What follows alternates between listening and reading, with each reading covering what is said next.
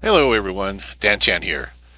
So today we started the Feast of Lanterns. I'm heading over to the central area where generally all the event things takes place. So if you've never played this or you never ran this before, you're going to have some extra steps like it just did there. So you're going to interact with that first vendor, come over here, talk to the second vendor, you'll get a quest from him. Then you go to the third vendor and talk to him. And then next, you're going to have to go ahead and, of course, accept the quest. The first one you want to do is, if you want to just kind of optimize this, talk to that adventurer there.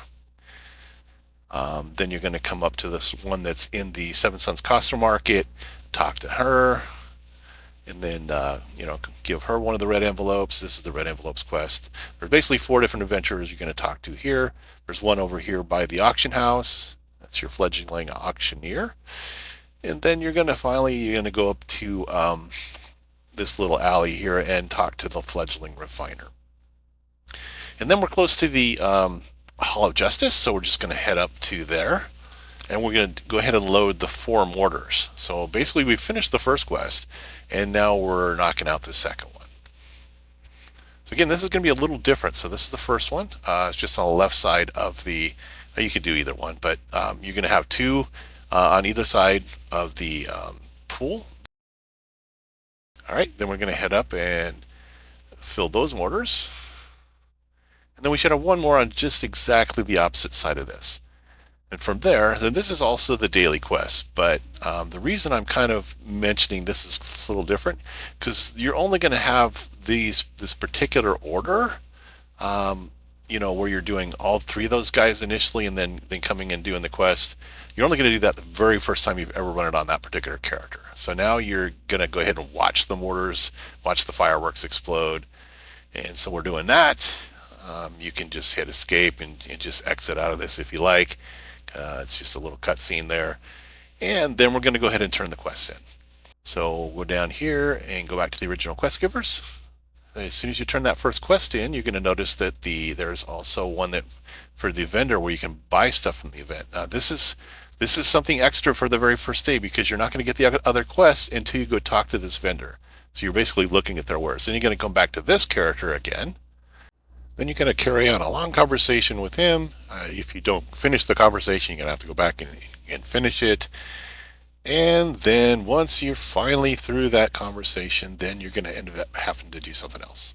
So then you have to go back to the vendor, talk to her, then you can go back and actually get your regular repeatable quests for the day. And one of those quests is coin thieves. I didn't really spend a whole lot of time talking about that, but that is basically the third one you can get that allows you to get your third horse coin. The Coin Thieves quest only grants this horse coin the very first time you do it on any character. This threw me off last year, so when we first saw this, I thought, okay, well, we got a 7-day event. I need 14 coins to get the mount, and that means if I'm getting 3 a day, then I've got plenty of time. Unfortunately, it's not quite that way. You're only going to be able to get 2 a day, except for the very first day where you can get 1 extra coin for this coin thief event. Keep in mind, you only have this third coin available for the first time you do it. You could do it anytime during this event. I have not done it yet today, so as it rolls into day 2, I could still do it. But again, when I get this quest again, it's not going to have the horse coins available. So what's that mean? Well, if we go back to the vendor here, you see the kind of the chase on him is this Immortal Jade horse. It comes in epic, and again, you need 14 coins to do this, and you're only earning 2 a day. So if this is a 1-week event, which is what we looked at here, this event only takes place from February 12th to February 19th. That's 7 days. However, the reset for the day is 5.5 hours before the end of the event.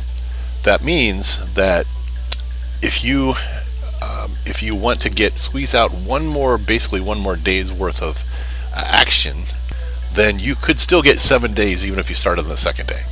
That being because you can just go in after reset and then knock it out before the actual event ends, and then you can get your 2 extra coins. But if you miss 2 days, well, you're kind of out of luck. There's a lot of other things that you can get with these lunar coins. The lunar coins are pretty much universal. Every year they always have lunar coins. And this lunar sprite is not bound. It's only bind on equip, so you could farm those and sell them. It's an option, but that's a lot of coins, and you know you're at best only getting 20 coins at a time per quest. But you can knock out quests in here fairly quickly. There are some pretty cool gear pieces. I do like those. Let's put on the whole set because she's got on some other stuff. So this is the appearance gear that you can get out of this event. You also have the cape, of course, which you have to use horse coins for, so you may want to consider that.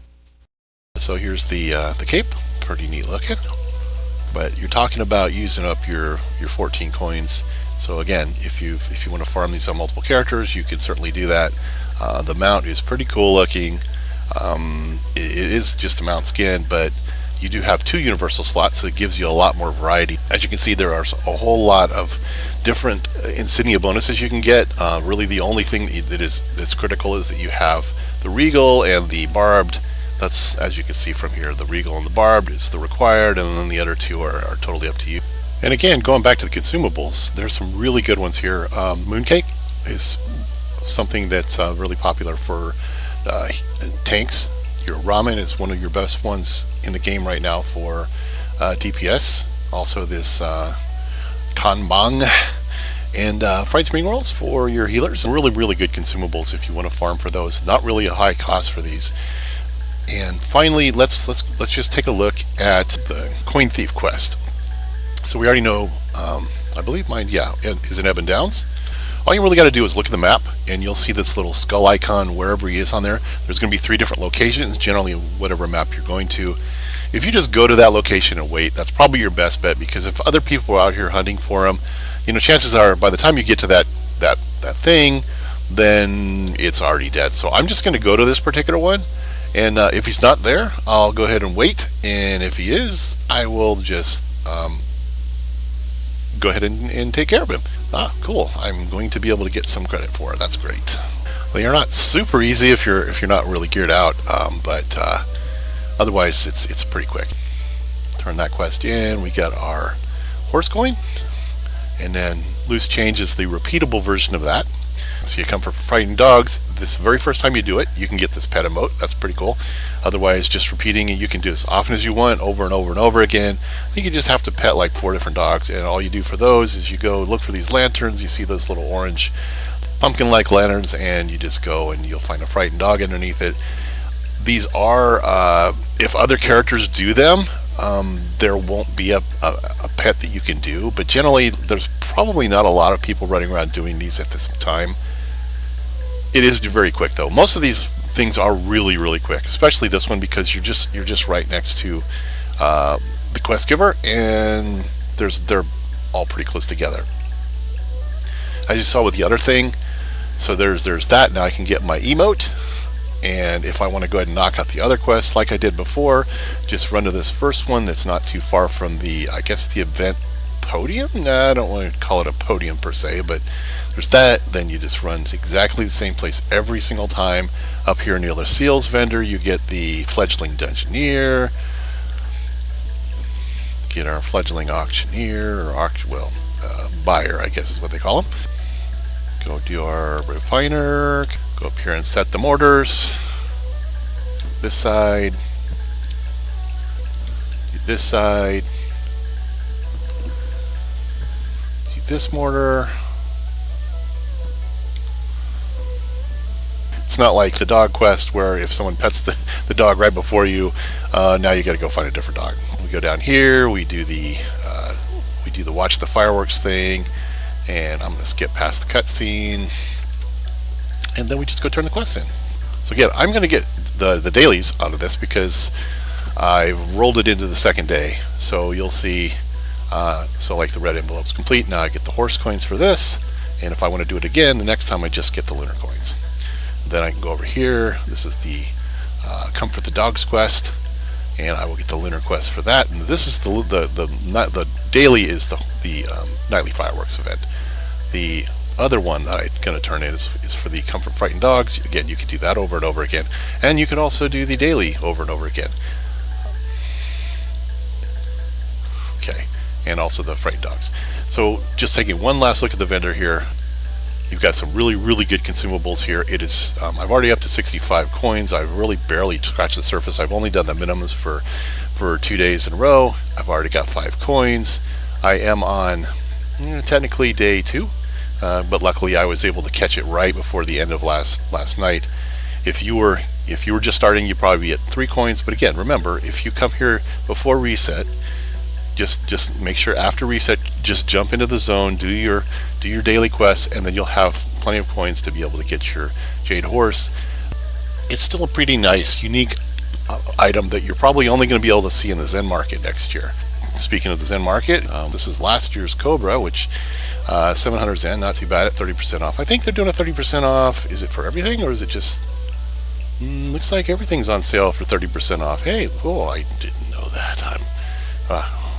Nice. Okay, so 30% off is probably the best you can get throughout the year. So if you're able to, at this time, renew your VIP and stuff, whatever you feel is good, this is a good time to do it. I'm going to bet that it's going to take place, this 30% off will occur during the entire Feast of Lanterns period, probably end on February 19th at whatever your local time is.